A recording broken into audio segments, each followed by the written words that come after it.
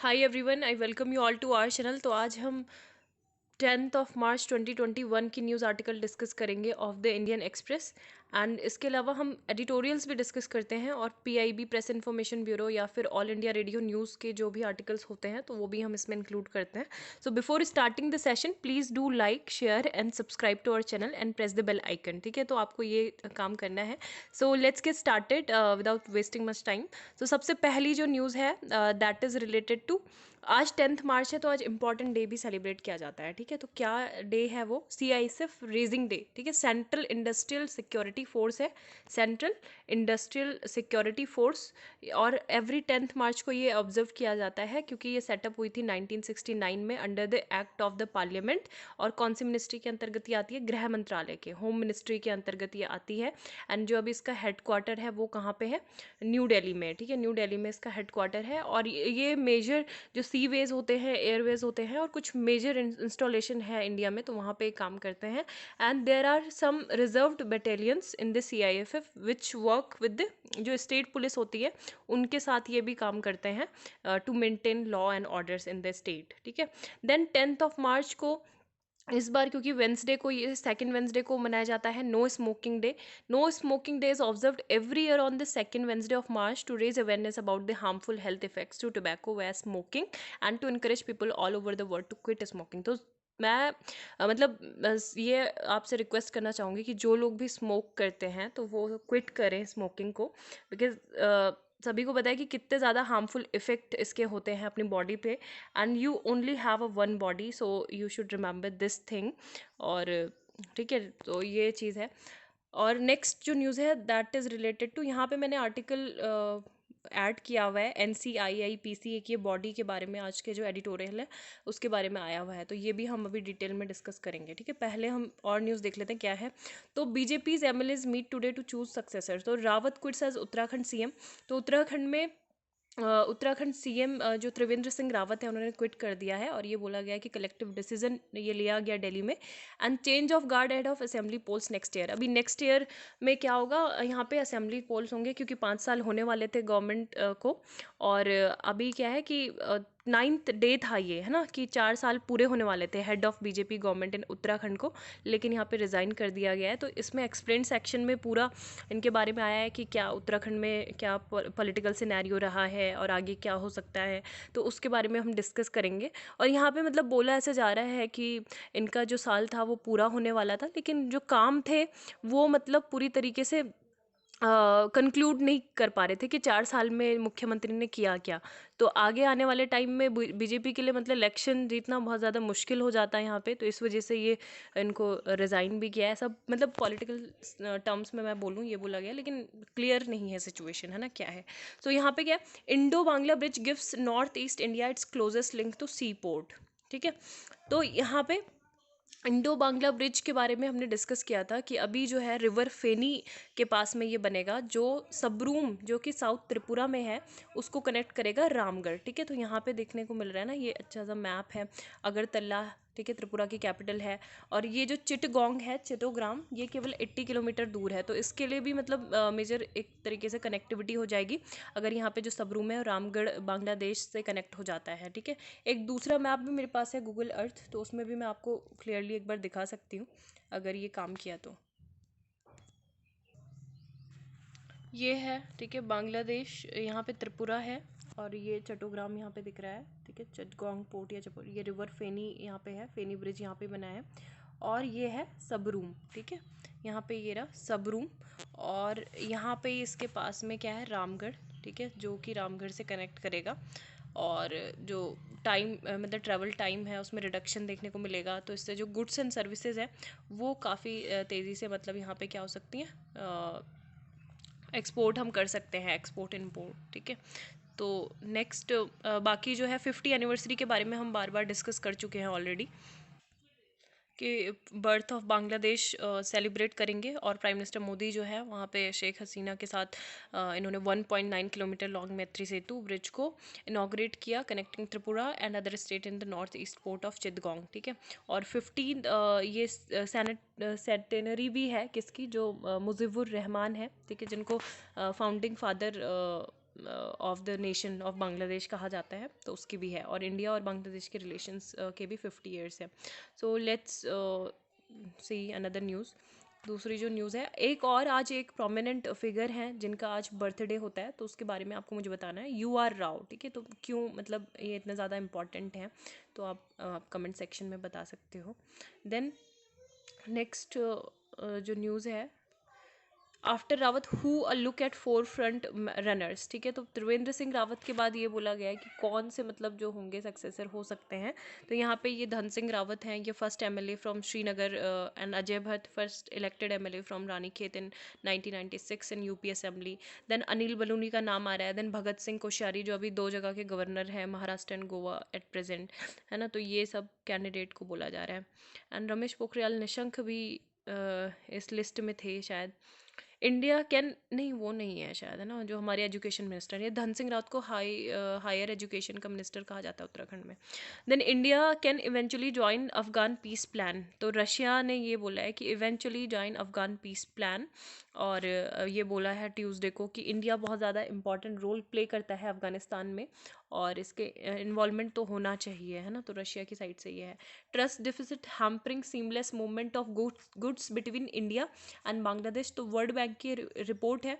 उस रिपोर्ट का नाम क्या है, connecting to thrive challenges and opportunity of transport integration in eastern South Asia. तो यहाँ पे इन्होंने ये बोला है कि हम दोनों कंट्री मतलब बहुत ज़्यादा हमें बेनिफिट मिलते। 8% जो इनकम है इंडिया की नेशनल इनकम, वो रेज होती इससे, और बांग्लादेश की 17% होती अगर हम क्या करते, जो व्हीकल्स मूवमेंट है, व्हीकल्स मूवमेंट मतलब सीमलेस मूवमेंट होता हमारे व्हीकल्स का दोनों ही नेबरिंग कंट्रीज़ के बीच में, तो हमारा जो ट्रेड है वो इतना परसेंट तक बढ़ सकता था, ठीक है। So provide faster and cheaper access to products from north east and boost real income in states such as West Bengal, Uttar Pradesh, Maharashtra. तो वर्ल्ड बैंक की रिपोर्ट में उन्होंने कहना है, उनका ऐसा कहना है कि ट्रस्ट डिफिसिट की वजह से ये चीज़ें अभी नहीं हो पाई हैं, और दोनों ही कंट्री के बीच में ट्रांसपोर्ट जो है कम होता है। एंड मैत्री ब्रिज जो है रिवर फेनी पे बना है, वीडियो कॉन्फ्रेंसिंग अभी इनॉग्रेट किया है दोनों ही प्राइम मिनिस्टर ने मिलके।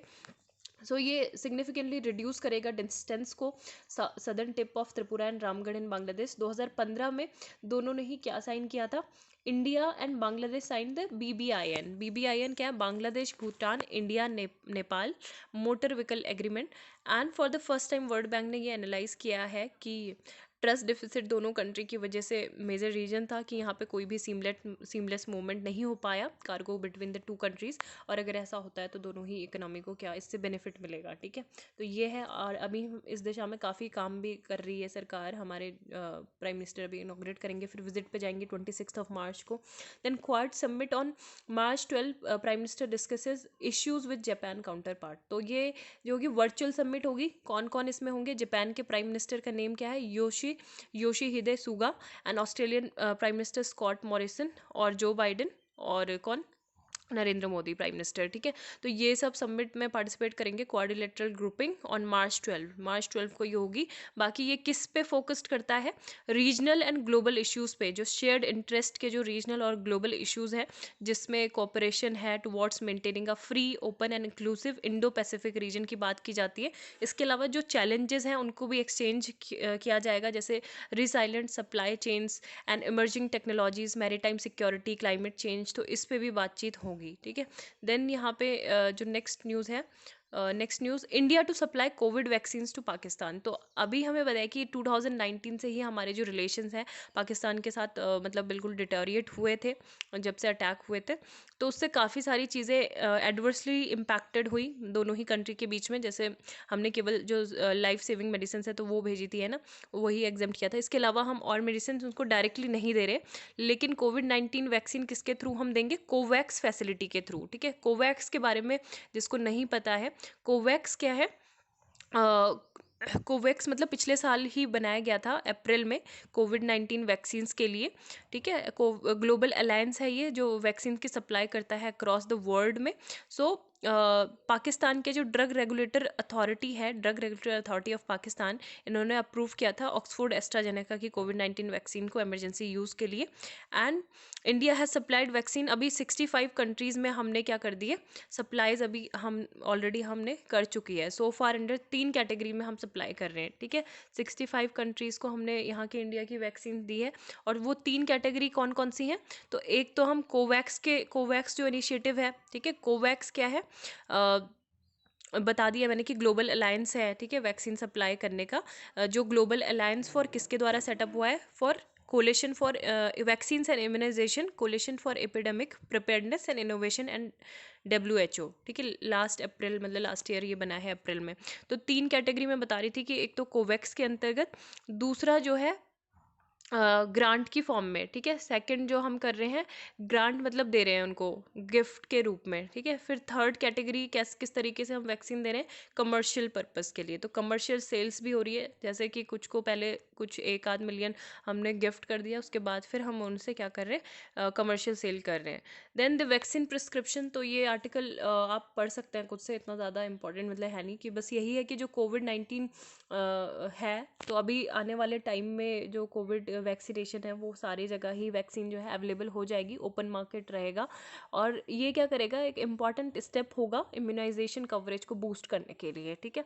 तो बाइडेन इनिशिएटिव जो है, ये new push for peace in Afghanistan gets underway, India must prepare for challenge of sitting at high table. तो हाई टेबल की अभी बात हुई थी, जो ट्रम्प एडमिनिस्ट्रेशन मतलब था, जो उनकी अफगानिस्तान पॉलिसी थी, तो बाइडेन एडमिनिस्ट्रेशन भी एक तरीके से उसमें कंटिन्यूटी रख रहे हैं और चेंजेस रख रहे हैं कुछ, है ना।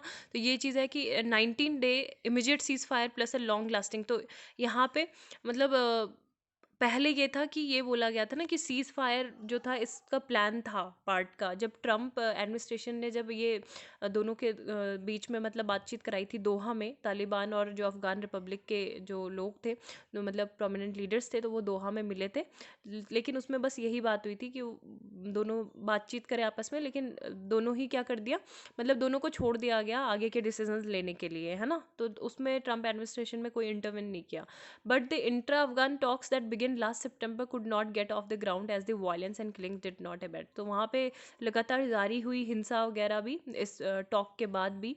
और अभी ये बोला गया है कि अनसर्टेनिटीज़ है, कि मतलब प्रीवियस जो प्रोसेस थी वो रहेगी जिस तरीके से पहले से प्रोसीजर चल रहा था या नहीं। तो draft proposal have to be acceptable for 2 sides in Afghanistan, ठीक है। अभी तालिबान की तरफ से कोई भी इंडिकेशन नहीं है कि वो दोहा टॉक पे रहेंगे, अपने जो बात थी वहाँ पे जो बातें हुई थी उस पे रहेंगे, कि सीज़ फायर कंटिन्यू रहेगा या नहीं। और इसके अलावा पाकिस्तान भी अभी बिल्कुल चुप है, क्योंकि वो भी एक the government in Kabul has offered no official comment. तो किसी ने भी कुछ नहीं बोला है, और गाइडिंग प्रिंसिपल पे ये प्रपोजल जो है ये ड्राफ्ट किए गए हैं। तो दिल्ली के पॉइंट ऑफ व्यू से ये बोला गया है कि Biden proposal are a huge shift, the US now wants all regional player, है ना। तो कौन कौन रीजनल प्लेयर, 5 कंट्रीज़ हैं, मतलब 5 नहीं 6, Russia, China, Pakistan, India, Iran and United state. तो ये क्या करेंगे, एक तरीके से यूनिफाइड अप्रोच रखेंगे सपोर्टिंग पीस, कि अफगानिस्तान में किस तरीके से पीस को लाना है। तो इसके लिए एक यूनिफाइड अप्रोच होगी। तो ये छः कंट्री जो है ये यहाँ पे डिस्कस करेंगी, ठीक है, ये यूनिफाइड अप्रोच पे।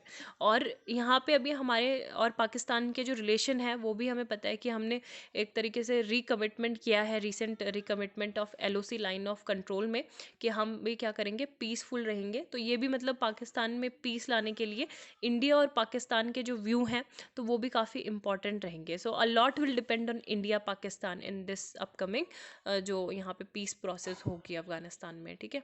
Then women's work. सो यहाँ पे जो अभी ये आर्टिकल मतलब वैसे पॉलिटिकल पर्सपेक्टिव से यहाँ पे, लेकिन कुछ फैक्ट्स इंपॉर्टेंट हैं। जैसे तमिलनाडु में parties poll promises of wages for domestic chores has a regressive ring to it, है ना।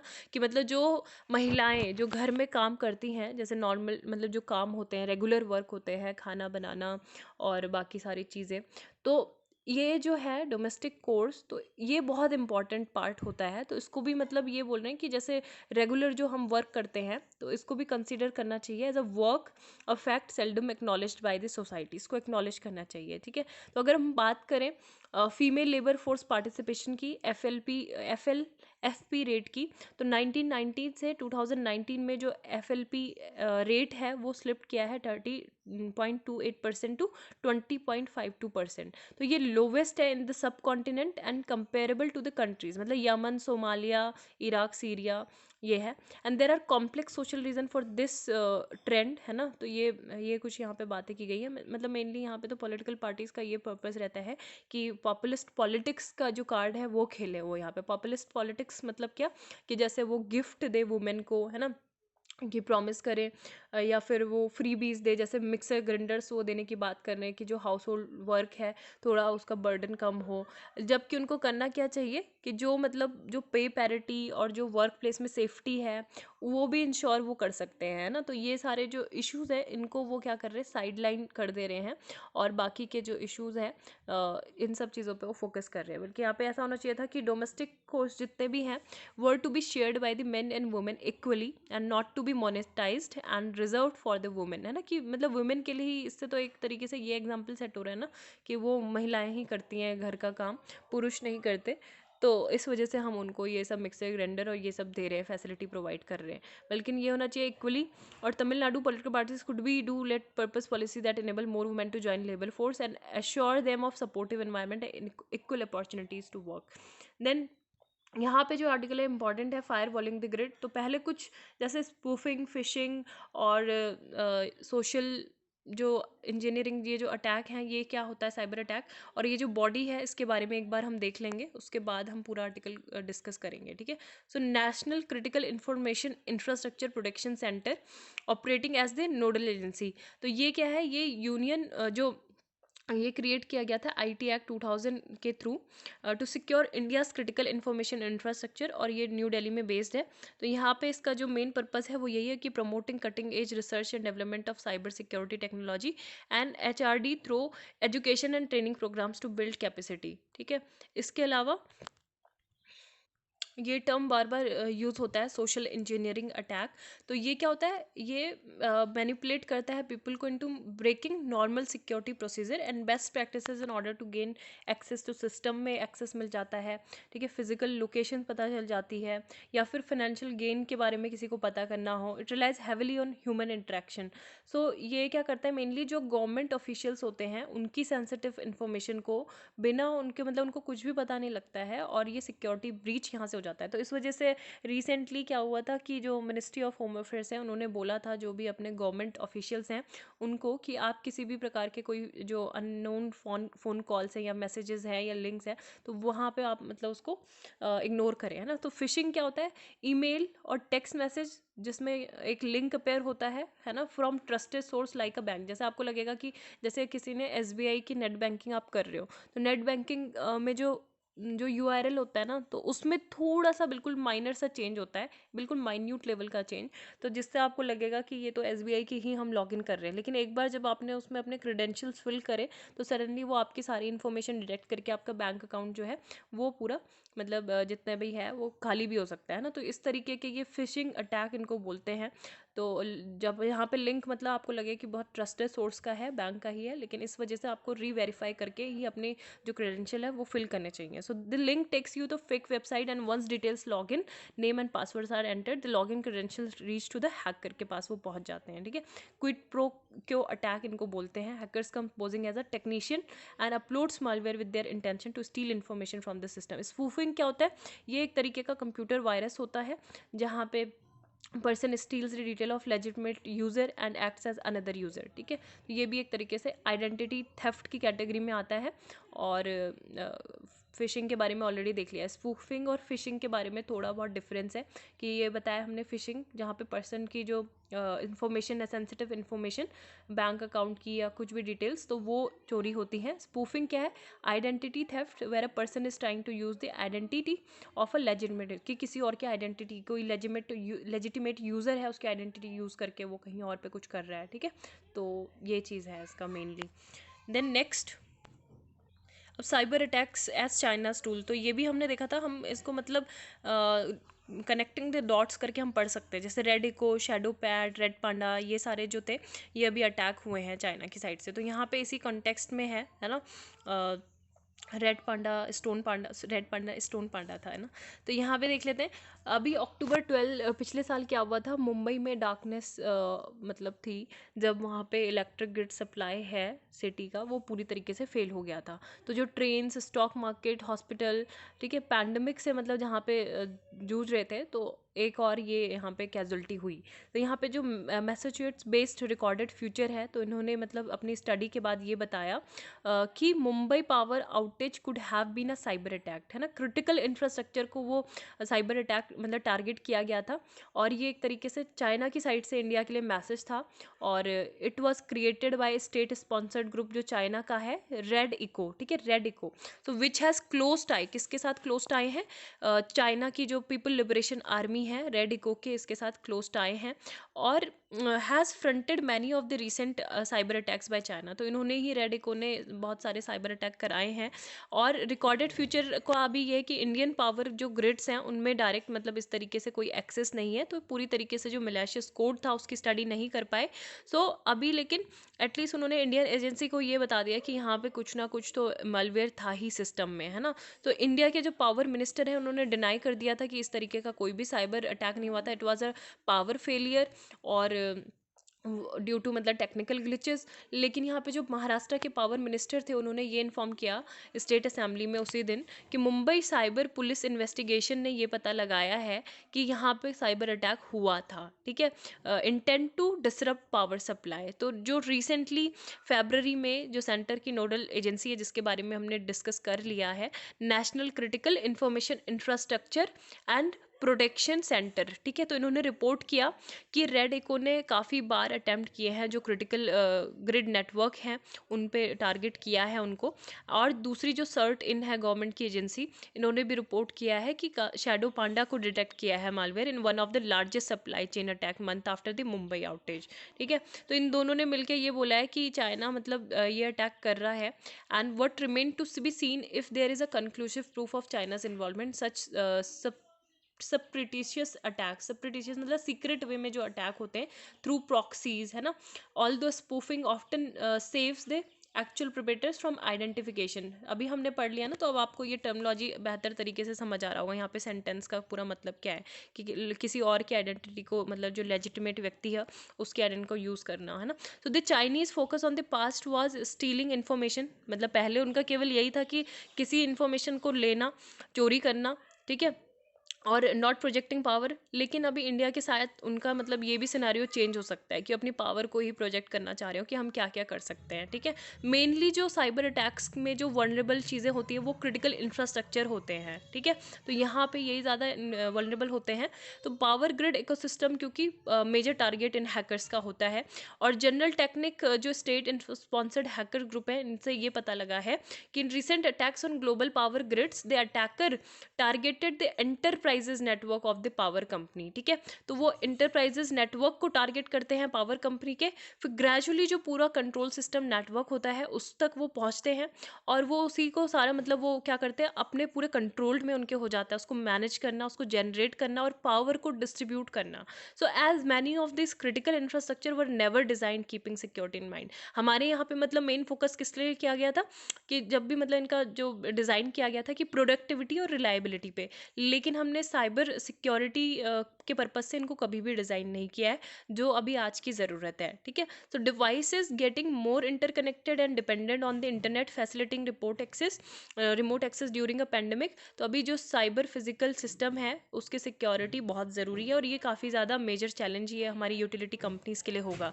सो for more than a decade there have been concerns about critical information infrastructure protection. CIIP, तो जनवरी 2014 में जो NCIP है इन्होंने नोटिफाइड किया था कि national nodal agency for CIP ये क्या कर रही है, मतलब क्लोजली वॉच कर रही है इन सारी एजेंसीज पे। एंड 2019 में जनवरी में गवर्नमेंट ने भी अनाउंस किया national mission on interdisciplinary cyber physical systems, ठीक है। तो इसके लिए बजट भी दिया गया था 3,360 करोड़ का for the next 5 years to strengthen the sector. अभी और क्या है इसमें, to address mitigate current future security and industrial automation control system. तो ये भी जो हम मतलब ये बोल रहे हैं कि जो BIS है, ब्यूरो ऑफ इंडियन स्टैंडर्ड्स, तो इसके बेसिस पे मतलब जो इसकी जो गाइडलाइंस है, इन्होंने जो भी प्रोवाइड किए थे फ्लेक्सिबल फ्रेमवर्क, तो उस पर चलना चाहिए और ये सारी चीज़ें हमें मॉडल अडॉप्ट करना चाहिए। ठीक है, तो एक वेकअप कॉल थी ये कि हमें जो साइबर सिक्योरिटी थ्रेट है इसके लिए क्या करना होगा, बेटर प्रिपेयर्डनेस की ज़रूरत है हमारी कंट्री को। ठीक है, नेक्स्ट जो न्यूज़ आर्टिकल है, रीडिंग ब्रिटेन्स ईस्टर्न टर्न। तो ये वैसे तो हमारे लिए इंटरनेशनल रिलेशन में इंपॉर्टेंट होता है, या तो हमारे जो नेबरहुड कंट्रीज़ हैं उनके साथ, या फिर इंडिया के किसी कंट्री के साथ बायलैटरल रिलेशन। ठीक है, तो यहाँ पे दो कंट्री के रिलेशन के बारे में पूरा आर्टिकल डिस्कस किया गया है। तो हमारे लिए जो इंपॉर्टेंट है, मेजर चीज़ें यहाँ पे 5 आइज़ हैं, 5 आइज़ है। ठीक है, तो 5 आइज़ में कौन कौन सी कंट्रीज़ आती हैं ये एक बार देख लेते हैं। It is an intelligence alliance comprising Australia, Canada, New Zealand, UK and US। तो अभी यूके ने मतलब इनविटेशन दिया है किसको, जापान को, है ना। जापान को ये बोला है कि जापान भी इसमें 5 आइज़ में क्रिएट मतलब आ जाए, इंक्लूड हो जाए, तो ये 6 आइज़ बन जाएगा फिर। So these countries are parties to the multilateral UK USA agreement, a treaty of joint cooperation signal intelligence. और ये 1946 में बिगैन हुआ था। United State and United Kingdom ने ये बोला था कि जो भी हम अपने इंटेलिजेंस और कम्युनिकेशन है वो एक्सचेंज करेंगे, और फिर ये एक्सपेंड हुआ जब कनाडा ने इसे 1948 में ज्वाइन किया और ऑस्ट्रेलिया न्यूजीलैंड ने 1956 में। ठीक है, तो 5 आइज़, 9 आइज़, 14 आइज़ अलायंस की यहाँ पे बात हुई थी, US, UK, Canada, Australia, New Zealand. तो ये जो आर्टिकल है आइडिया पेज से, तो यहाँ पे मेनली जापान को इंक्लूड करने की यहाँ पे बात की जा रही है, और पूरा यही सब चीज़ें बोली जा रही हैं कि मतलब अभी बाइडेन एडमिनिस्ट्रेशन पे ग्लोबल अटेंशन उनको मिल रही है, specially for portents of US policies of issue such as जो चाइना के साथ रिलेशन है, या फिर इंडो पैसिफिक इशू हो गया, या फिर जो क्वाड्रिलेटरल सिक्योरिटी डायलॉग है ना। तो ये सारे क्रूशल डेवलपमेंट है। लेकिन यहाँ पे जापान और UK के जो foreign and defence ministerial meeting भी हुई है, तो उसकी भी यहाँ पे बातचीत मतलब की जा रही है ना। तो एक तरीके से UK जो है अभी वो प्रेसिडेंसी करेगा, किसको होस्ट करेगा, G7 को, है ना, as well as the UN climate conference को भी वो अभी इस बार होस्ट कर रहा है। तो यहाँ पे जापान जो है, Japan has emerge as a key fulcrum of the UK's evolving Indo-Pacific strategy and two sides have recently concluded maritime security dialogue भी इन्होंने किए हुए हैं। ठीक है, तो ये सारा इन दोनों ही कंट्री के बीच में बातें की गई है। तो 2+2 डायलॉग जो है वो प्लान हुआ था by HMS queen Elizabeth, Britain largest warship. इसके अलावा यहाँ पे जो है, it is hardly surprising that the UK and Japan should be coming together again given their long history of naval cooperation in the Indo Pacific. तो UK 5 eyes में invite किया, intelligence alliance है। It will be further strengthen of Japan and exquisite to US, UK, Australia, New Zealand, Canada, है ना। इन सब ये जो 6 grouping बन जाएगा और काफ़ी ज़्यादा स्ट्रेंथन इसको करेगा। तो यहाँ पे करी फेस्टिवल के बारे में बात की गई है कि वर्ल्ड में जो करी फेस्टिवल्स होता है योकोसुका में होता है। ये जापान का एक नेवल पोर्ट है। तो यहाँ पे क्या हुआ था कि जो जापान की जो नेवी के कुछ सेलर्स थे, है ना, इंपीरियल जापानीज नेवी के, तो वो बेरी बेरी जो डिजीज़ है कॉज बाय न्यूट्रिशनल डिफिशियंसी, कौन से वाइटामिन से होता है आप मुझे बता सकते हैं कमेंट सेक्शन में। ठीक है, वाइटामिन के बारे में मिली बता भी सकते हैं कि कौन से वाइटामिन से क्या डिफिशियंसी से क्या रोग होता है ना। सो उस टाइम पे इनको बेरी बेरी से ये सफ़र्ड हुए थे। तो यहाँ पे क्या हुआ कि ब्रिटिश नेवी ने सजेस्ट किया कि इनको जो विटामिन रिच जो व्हीट फ्लोर है वो उनको लेना चाहिए, अपनी डाइट में इंक्लूड करना चाहिए। और इनकी जो स्टेपल डाइट थी वो राइस थे। लेकिन फिर बाद में उस टाइम पे ब्रिटिश नेवी ने इनको जो इंडियन करी है, ठीक है, वो भी बहुत पॉपुलर थी, तो वो इनको प्रोवाइड कराई। तो इनके जो मतलब यहाँ पे काफ़ी यूज़ होने लगा। तो यही सब बातें की गई है कि UK में अभी जो ये जो कोऑर्डिनेटर ग्रुप है, यहाँ पे कड़ी जो है ये इमर्ज होगी common denominator during the maritime exercise and specially since it already so popular. Australia में ऑलरेडी पॉपुलर है, तो US भी जो है इसको कंसीडर करेगा, है ना। तो यही सब बातें यहाँ पे की गई हैं। देन नेक्स्ट जो आर्टिकल है, थाई PM एंड स्प्रेस, ये तो मैंने ऐसे ही मतलब ये थोड़ा सा short term quick tempered farmer army commander हैं। और ये क्या करते हैं, इन्होंने क्या किया कि मतलब generally politicians are often accuse of sanitising the news, लेकिन इन्होंने क्या कर दिया, रिपोर्टर को ही, जो प्रेस के मेंबर थे उन्हीं को सैनिटाइज यहाँ पे स्प्रेड कर दिया, है ना। तो और 2018 में इन्होंने पहले भी क्या किया था, मीडिया से बातें करते करते यहाँ पे इन्होंने एक का मतलब कान चलो छोड़ो, ये तो इतने इम्पोर्टेंट। यहाँ पे बस म्यांमार में प्रोटेस्ट हो रहे हैं। Suu Kyi's party official dies after arrest, 100 escapes from security seize. And Sputnik 5 के डेवलपर को डाउट लग रहे हैं कि ईयू की जो रेगुलेटर्स है वो न्यूट्रलिटी मतलब नहीं है, न्यूट्रल नहीं है।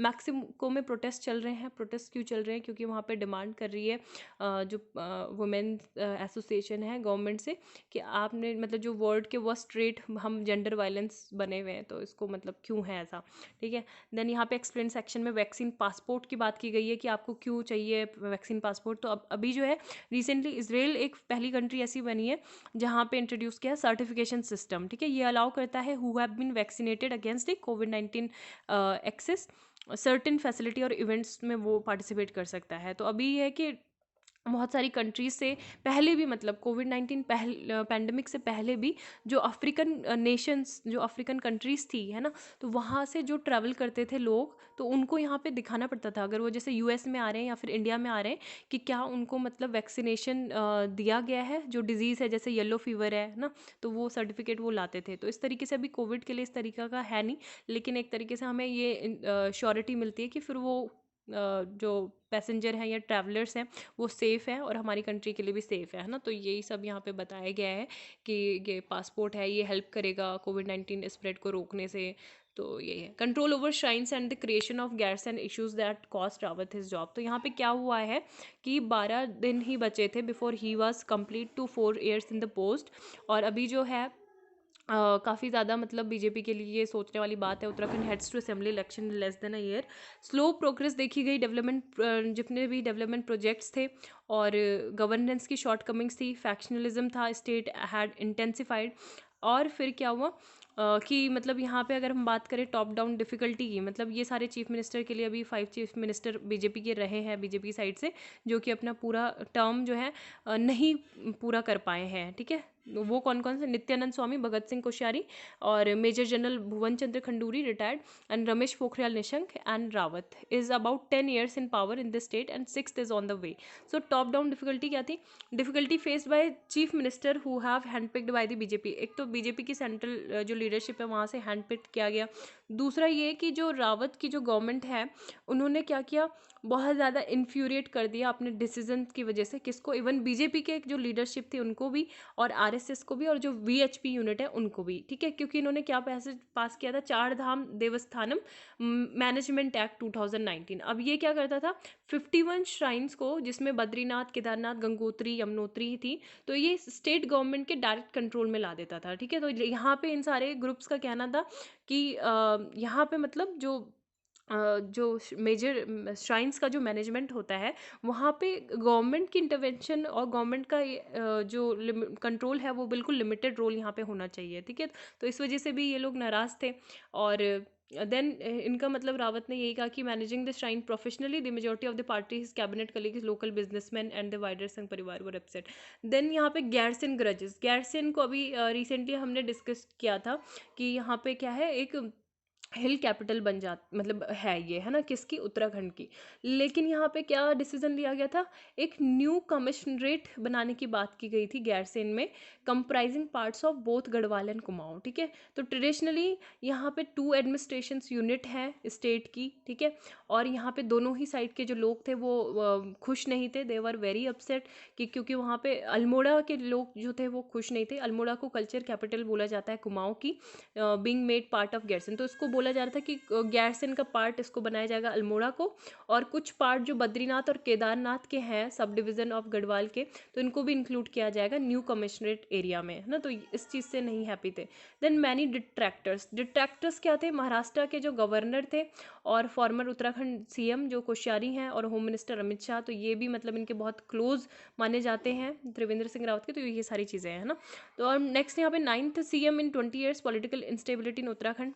ये मतलब जो स्टेट पीसीएस या फिर किसी भी इंटरव्यू की तैयारी कर रहे हैं तो उनके लिए ज़्यादा इंपॉर्टेंट है ये वाला पार्ट जो मैं डिस्कस कर रही हूँ, है ना। क्योंकि मैं उत्तराखंड से हूँ, तो that is why I am मतलब more interested in Uttarakhand politics and मतलब क्या क्या सिनेरियो अपने स्टेट के बारे में तो एटलीस्ट पता होना चाहिए कि क्या चल रहा है ना। So Trivendra Singh Rawat on Tuesday Uttarakhand has through 8 chief minister. अभी ये है कि first change within a year, Uttar Pradesh से जब से उत्तराखंड अलग एक स्टेट बना है सेपरेट नवंबर 9 2000 को, सो बीजेपी के जो चीफ मिनिस्टर है नित्यानंद स्वामी, उसके बाद मतलब उसी के बाद क्या रिप्लेस हो गए थे, भगत सिंह कोश्यारी। अब यहाँ पे जो वोट की अगर हम बात करें, देखो उत्तराखंड में 2 मंडल होते हैं, ठीक है। मतलब मेनली अगर हम गढ़वाल की बात करें, यहाँ पे 2 मंडल हैं, ठीक है। एक कुमाऊं मंडल है और एक गढ़वाल मंडल है।